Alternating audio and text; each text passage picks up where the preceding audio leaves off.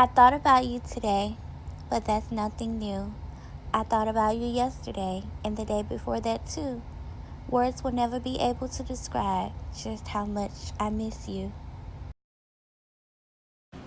Welcome back to my channel, or should I say, welcome back to Tiffany's Experience.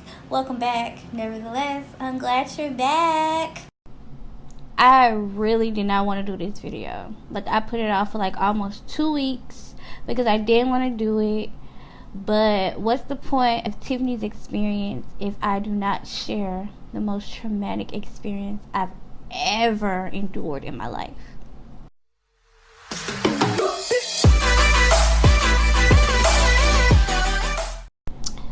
So, the summer of '99, I was 17 years old.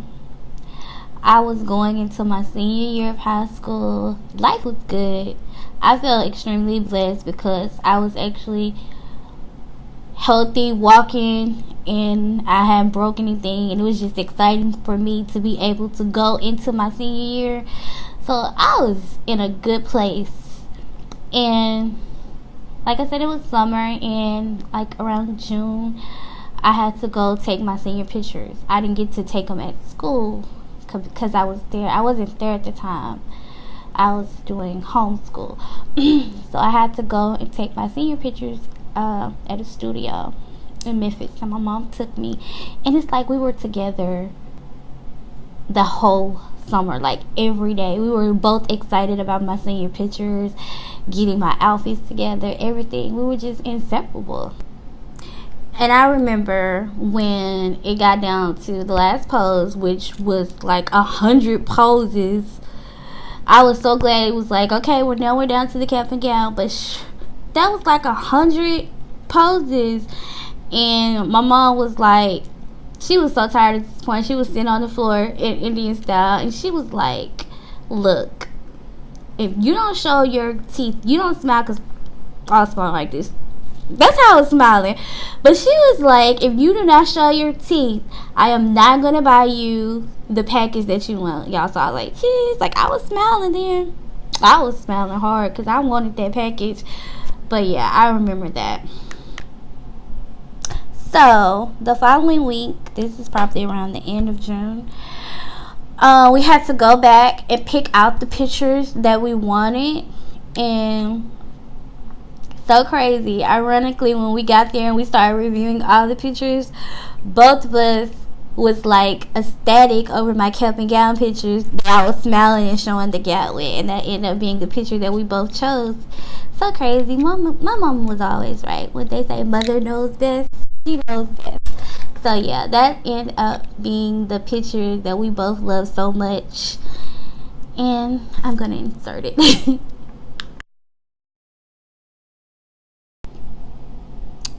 I remember when we left, we picked the pictures that we both wanted, that we liked, and everything. I was just happy that I got the package that I wanted, which was next to the largest package. So I was happy. So we left and went to my brother's house, and she loved my brother's house. Like, they had just moved in their new house, and she just was like happy, and she was always saying, I'm gonna fix up their house. Like, she was just happy, and their house motivated her to get her own house. That's something that she was doing, and she was actually shopping for her own house, actually. But anyway, while we was at my brother's house, she got a call, and I don't know how to word this. Like, she felt like somebody was stalking her at my brother's house. Like, how did they even know I was here? But anyway, she was like, God, this person won't leave me alone. Like, she's like, whatever. I don't know. It's like I want to say, but I don't want to say because I don't know. But anyway, so she was talking to having a big barbecue for the 4th of July. And so we had that big barbecue on the 4th of July. And it wasn't her idea at all. It was somebody else's idea. They told her that they would help her and she didn't have to do anything on her own, which she ended up having to do everything on her own because she didn't have the help that she was promised. They just brought the food over and left her to do all the labor. But hey, my mama never complained. So we ended up having this huge barbecue at my grandmother's house. We all was living with my grandma at the time, and everybody was there. It was actually the last time I feel like all of our family was like together and happy. And that was at the 4th of July 1999 barbecue. I think they call it the Flick the Hill barbecue. I'm not sure, but yeah. And the next day, she was asked to go to the casino. She didn't want to go, but she was like, I'm just going to go and get it over with because she was asked to go. And that was the last day I saw my mom talking, walking, and healthy. So we got a call that night saying something had happened to my mom from the lady that she was with. My brother answered the phone and he was like all joking, and she was like, put your grandmother on the phone, it's serious. And so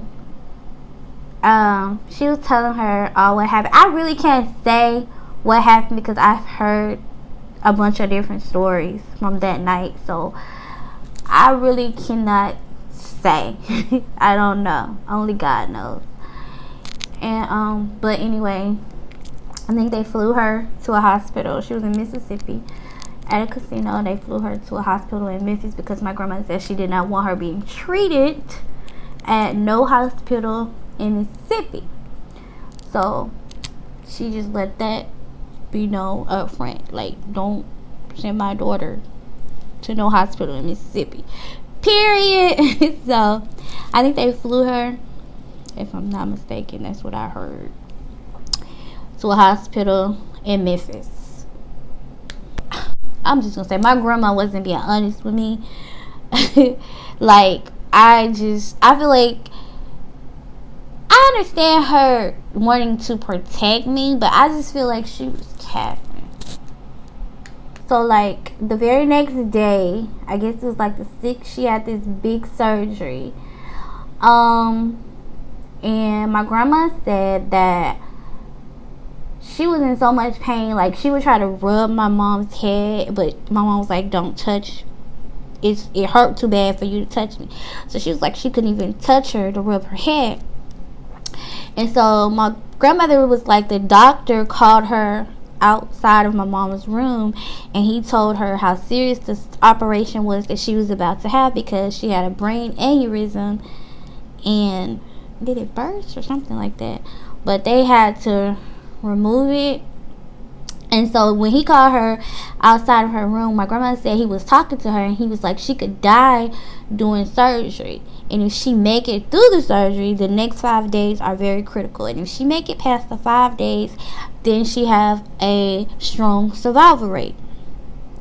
My grandma was like, when he was telling her that, my mom, she was like laying down, but she sit up in the bed like she was listening.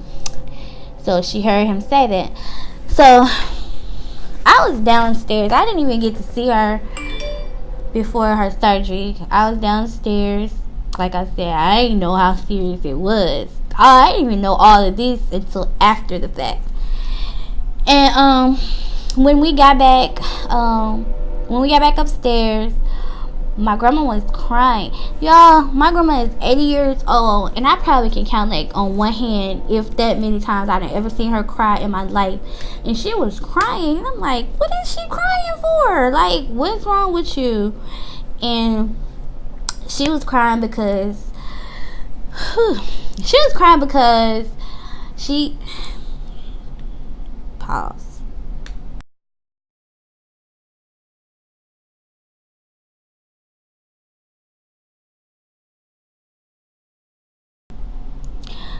So my grandmother was crying because of what my mom said, and she felt like my mom she wasn't gonna make it or something like that. I don't know, but Okay, so she made it out the surgery, and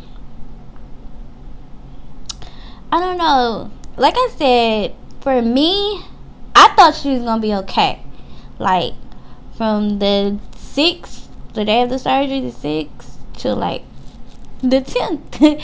I really thought she was gonna be okay. Like people was calling me all that week, and they were giving us updates. And after the surgery, like my oldest brother, he was by her side the whole time, and he would ask her questions like, do you know where you at? Do you know why you're in the hospital? And I remember they saying that she said I fell off a horse. That's why. And I'm like, why is she talking out of her head? And then like they asked her, do you know how many kids you have? And she would say 3. And then it was like, can you name your 3 kids? And she would name her 3 kids. And I guess when I heard that, it's like, oh, she gonna be okay.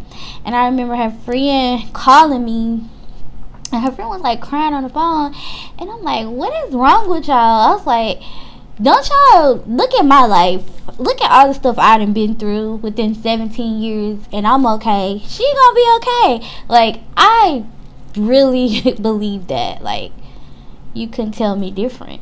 I don't know if I got this part right, but after the surgery, she had a tube in her brain. Like, it was a tube, and it's supposed to drain, like, I think like fluid or something. And I think the nurse was like, if it ever starts draining anything pinkish or red, then that's not good. Like my brother started noticing that it started draining pinkish red, and that's when I think it took a turn for the worse. And she had to go back and have another procedure, and I think she had a massive heart attack, stroke or something on the table during the procedure. I'm trying to do this video and not cry. So I believe after that she was gone after that. But again, I thought she was okay. I thought she was perfectly fine. So it was like somebody called the house. And I had answered the phone. It was like one of my cousins, and they was like, I heard that she wasn't gonna make it. And I'm like, again, I thought she was okay.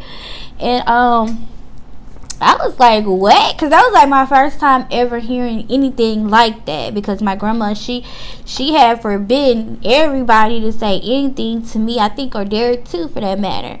So when I threw the phone, and Derek picked the phone up, and he went off on the person, and I was crying or whatever. And I don't know if this was the same day or the next day, I do not remember, but it was like the day, it was July the 10th, and a lady came to the house, same lady she went to the casino with.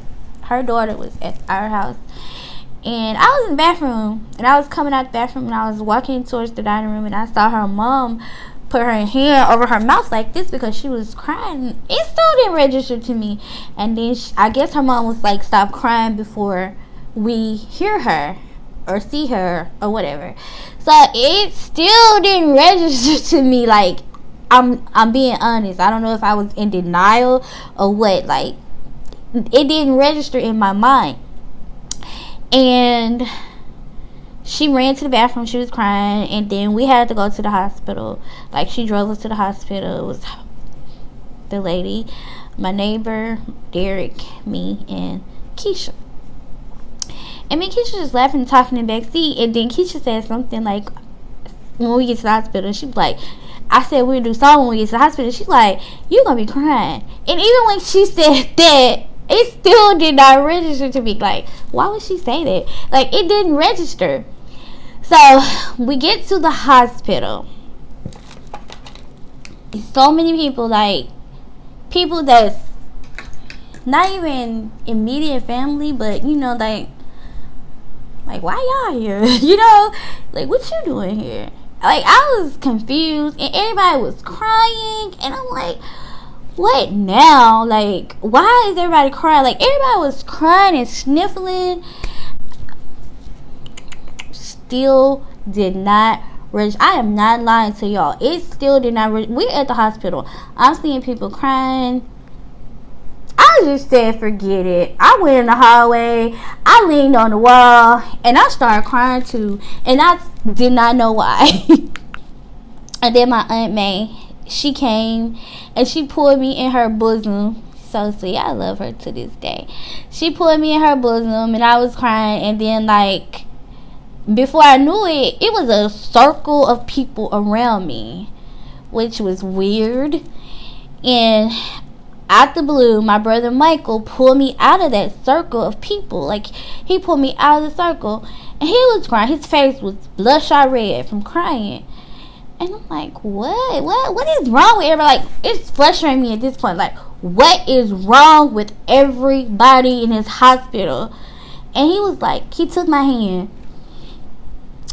And he was like, we called our mom by her name, by the way. And he was like, Phoebe told me to tell you something. And I'm like, what is it? Why she got all these people crying? Did she want me to come back there? Like, what? Because I did not want to go back there. I didn't like seeing all those tubes. And he was like, Phoebe wanted me to tell you that she loved you. And I'm thinking, I love her too. And he's like, and she gone to a better place.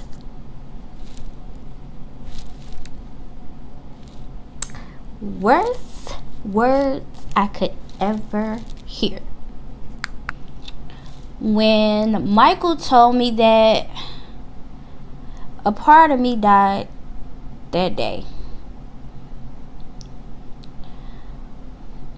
I remember asking God why. I was just screaming and I was hollering, and all I could hear in the background was my grandma, "Don't let her fall! Bring her in here!" That's my grandma. So, out of nowhere, my two bodyguards, Michael on this side, Derek on this side, went in the waiting room. And we sit down and they were crying. But, like, I feel bad because they lost their mother too, but they were so focused on me, trying to make sure I was okay. And I'll never forget our preacher at the time. Because I was like, God, why are you doing this to me? Like, I just kept saying that. And he came over there and he was like, Tiffany, how old are you? I'm like, why are you talking to me? Why is he talking to me? That's what was going through my mind. Like, we, like, 60 seconds into this boy telling me my mama just died, and he talking about, Tiffany, how old are you? And I did not want to talk to him. I did not want to talk. Okay? And I'm like, 17, why? And then he was like, well, just look at it like this. You had your mama for 17 years. Why didn't you just say that? So I really started screaming, and Mike was like, get away from her. And he was like, I'm sorry, I'll come back later. And he did come back later, and I know his message was genuine, it was from the heart, but I could not receive it at the time because the pain was just so real. And I have endured pain in my life. Like, I have suffered in my life. I can't even describe how bad I have suffered and endured so much agony, so much physical pain. But that emotional pain, that day, and to this day, will never compare. Ever. I just know that so many thoughts cross my mind, and a lot of our family members' minds also. Because it's just so weird how you can be doing fine, walking, talking, happy on Saturday and on your deathbed on Sunday. And I remember my brother said, he asked my mom, did somebody poison your drink? Did you know? Did your drink taste funny or anything, And for the longest, it took me probably a decade to get over that, to let go and actually let God, because it's just, that wasn't sitting well with my spirit. God has given me a peace about it, and to know that she had a brain aneurysm and it burst. I feel like death is a hard pill to swallow, period. But sometimes when a person is sick and they're suffering and you know they're fixing to go to glory, you prepare yourself.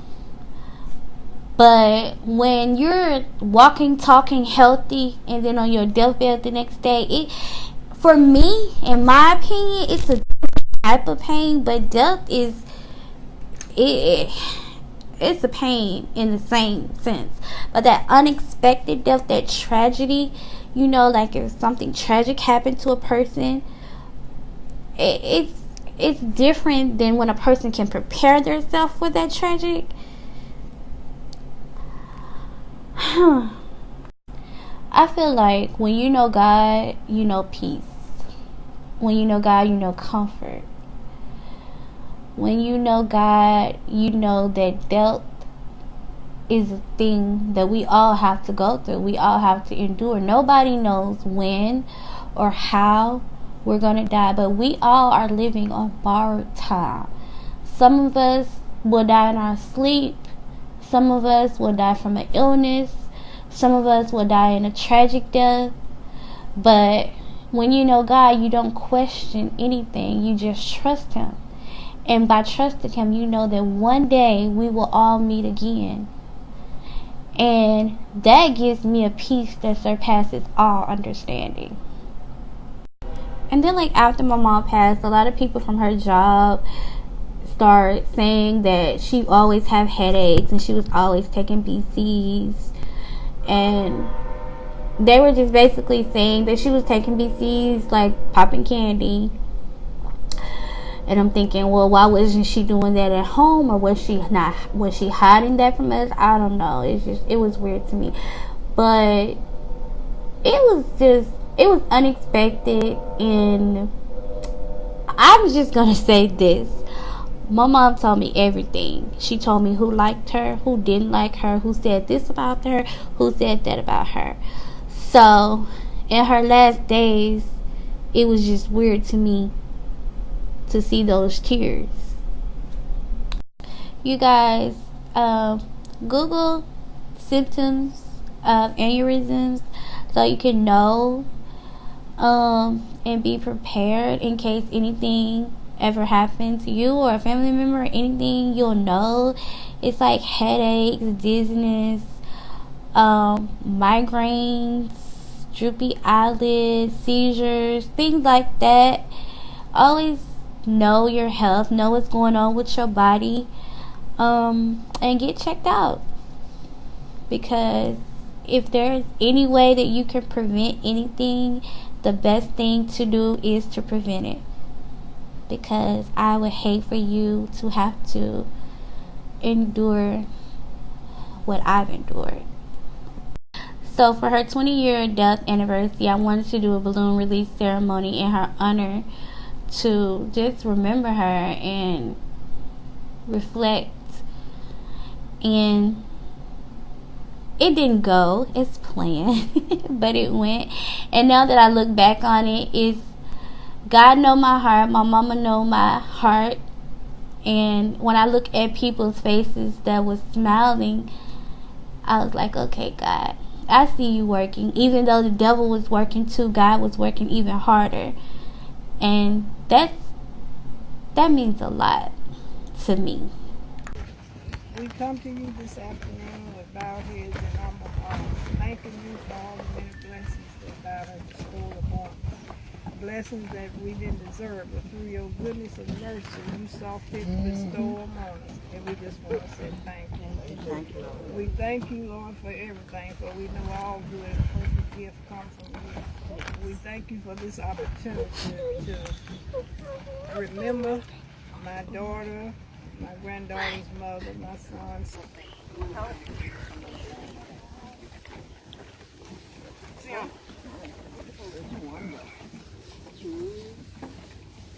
We miss you, baby. We still miss you.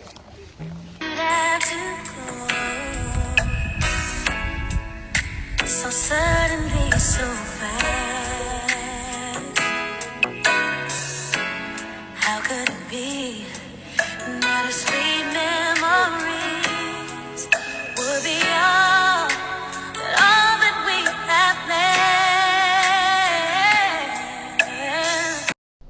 Thank you for watching. Take care of yourselves. Take care of each other. God love you. God bless you. To the next experience.